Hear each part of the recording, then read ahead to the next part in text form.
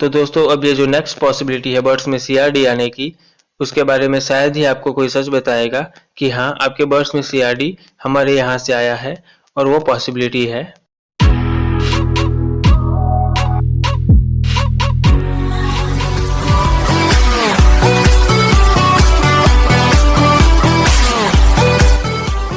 Hello दोस्तों, मेरा नाम है चिराग पटेल और आप देख रहे हैं पोल्ट्री सॉल्यूशंस विद चिराग पटेल। तो दोस्तों आज का वीडियो स्टार्ट करने से पहले मैं आपको बता दूं कि आप मेरे चैनल को सब्सक्राइब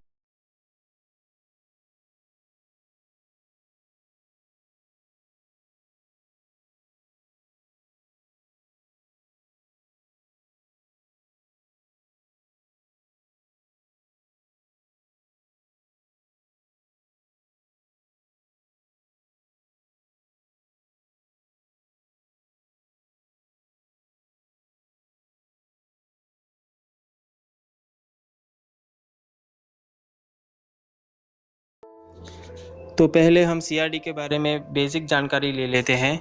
तो सीआरडी का फुल फॉर्म होता है क्रोनिक रेस्पिरेटरी डिजीज़, और इसमें जो ज़्यादातर बैक्टीरिया पाया जाता है वो है माइकोप्लाज्मा गैलीसेप्टिकम। सीआरडी को सबसे पहले 1905 में घरेलू मुर्गियों में से पाया गया था, और उसके बाद 1980 में कोलोराडो, जॉर्जिया और कैलिफोर्निया में टर्की में से पाया गया था। और उसके लिए ये रीज़न बताया गया कि फीडिंग टाइम में टर्की और चिकन का साथ में होना, यानी कि दोनों का साथ में दाना खाने से हुआ है। तो ये सीआरडी ज़्यादातर चिकन और टर्की में पाया जाता है। दूसरे बर्ड्स में भी ये पाया जाता है, लेकिन उनमें कुछ ज़्यादा क्लिनिकल प्रॉब्लम देखने को नहीं मिलती। तो दोस्तों अब ये जान लेते हैं कि सीआरडी को पहचाने कैसे और उसकी सही रोकथाम कैसे करें। तो दोस्तों अगर सीआरडी आपके फार्म में आ चुका है तो आपके बर्ड्स कुछ इस तरह से आवाज़ करने लगेंगे, और इस आवाज़ को आप रात के शांत माहौल में बहुत अच्छे से सुन पाएंगे। और अभी जो ये आपने साउंड सुना है वो सीआरडी की पहली निशानी है। उसके बाद बर्ड्स की आंखों में झाग आना, नाक से पानी बहना, या फिर बर्ड्स का सुस्त हो जाना वगैरह।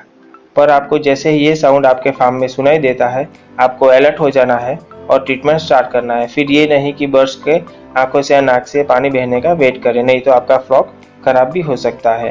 वैसे तो सीआरडी से इतनी कुछ ज़्यादा मॉर्टालिटी नहीं देखी जाती है, लेकिन सीआरडी के साथ इकोलाई या फिर रानीखेत, जिसको हम न्यूकास्टल डिजीज़ भी बोलते हैं, अगर वो आ जाता है तो मॉर्टालिटी हाई हो सकती है।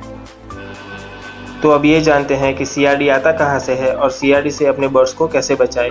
तो दोस्तों सीआरडी आता है आपके पिछले फ्लॉक में से। जैसे कि आपके पिछले फ्लॉक में सीआरडी था और उसके निकल जाने के बाद जो आपके फार्म की साफ़ सफाई होनी है वो अगर ठीक से नहीं हो पाई है तो उसमें जो बैक्टीरियाज रह गए हैं वो आपके नए आने वाले फ्लॉक को भी इफेक्ट करेंगे।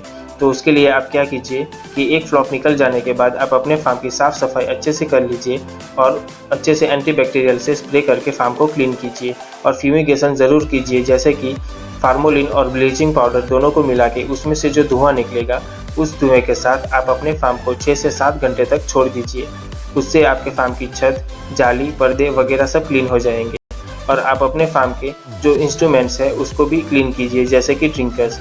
इससे आपको अपने बर्ड्स को सीआरडी से बचाने में हेल्प मिलेगी। तो नेक्स्ट पॉसिबिलिटी है डस्ट। तो जब आपके फार्म पे बर्ड्स हैं उस टाइम पे आप फार्म की साफ सफाई मत किया कीजिए, जैसे कि मकड़ी के जाले निकालना या फिर फार्म के आजू बाजू में झाड़ू वगैरह लगाना, क्योंकि जो साफ सफाई से डस्ट पार्टिकल्स निकलेंगे उससे बर्ड्स को सीआरडी का सीधा इफेक्ट होगा।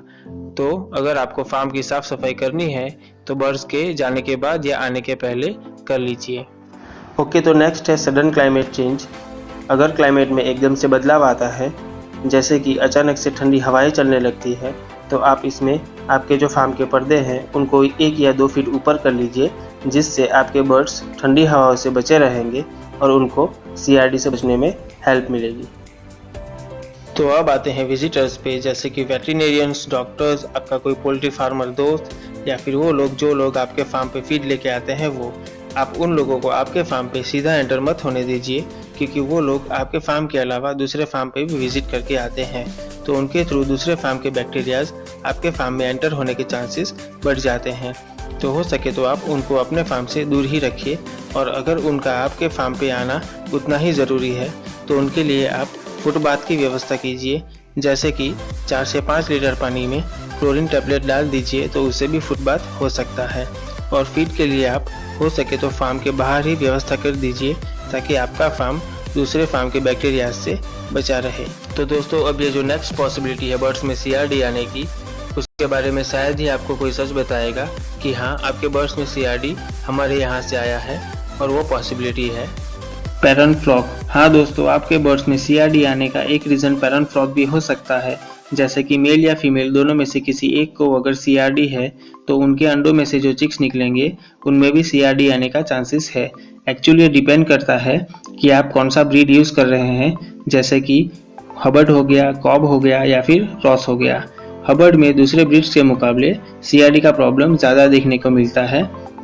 तो जो फार्मर सुगुना के साथ कॉन्ट्रैक्ट फार्मिंग में है उनको मालूम होगा, क्योंकि सुगुना भी हबर्ड यूज़ कर रही है। तो जो फार्मर सुगुना के साथ कॉन्ट्रैक्ट फार्मिंग में है या फिर जो फार्मर अपने फार्म पे हबर्ड यूज़ कर रहे हैं, वो कमेंट सेक्शन में ज़रूर लिखना कि उनके फार्म पे CRD का प्रॉब्लम रहता है या नहीं। तो अब ये जान लेते हैं कि बर्ड्स को CRD से बचाया कैसे जाए। अगर आपके फार्म पे CRD का प्रॉब्लम ज़्यादा रहता है तो आप क्या कीजिए कि जिस दिन आप अपने फार्म पे चिक्स लेके आते हैं उस दिन से लेके 3 दिनों तक आप कोई भी अच्छी सी एंटीबायोटिक 12 घंटे के पानी में 0.5 ml पर लीटर के हिसाब से, यानी कि 1 लीटर में आधा ml के हिसाब से चला लीजिए। इससे क्या होगा कि जो CRD का प्रॉब्लम पैरेंट फ्लॉक में से आने वाला था वो रुक जाएगा और आपके चिक्स सेफ रहेंगे। उसके बाद हर वैक्सीनेशन करने के बाद आप 12 घंटे के पानी में फिर से एंटीबायोटिक चला लें, ताकि आपके बर्ड्स को CRD से बचने में हेल्प मिलेगी। और ये हम प्रिवेंशन के तौर पे करेंगे। वो कहते हैं ना, prevention is better than cure, तो ये हम प्रिवेंशन के तौर पे करेंगे। चलो मान लो कि CRD आपके फार्म में आ चुका है, तो अभी आपको क्या करना है कि जो एंटीबायोटिक आप प्रिवेंशन के तौर पे दे रहे थे उसको अभी आपको चेंज करना है और दूसरी एंटीबायोटिक 1 ml पर 1 लीटर के हिसाब से देना है 3 से 5 दिनों के लिए। और इसके साथ में हम थोड़ा आयुर्वेद का भी साथ लेंगे, जैसे कि 300 ग्राम लहसुन और 300 ग्राम अदरक का पेस्ट निकाल के 300 ml ClO2 में मिला के फार्म के अंदर स्प्रे करेंगे। इससे बर्ड्स को CRD से जल्दी से राहत मिल जाएगी। और दोस्तों, आप क्या कीजिए कि आप जो फार्म में पानी साफ़ करने के लिए मेडिसिन यूज़ करते हैं और जो ट्रीटमेंट के लिए एंटीबायोटिक्स यूज़ करते हैं उसको थोड़े थोड़े टाइम में चेंज करते रहिए।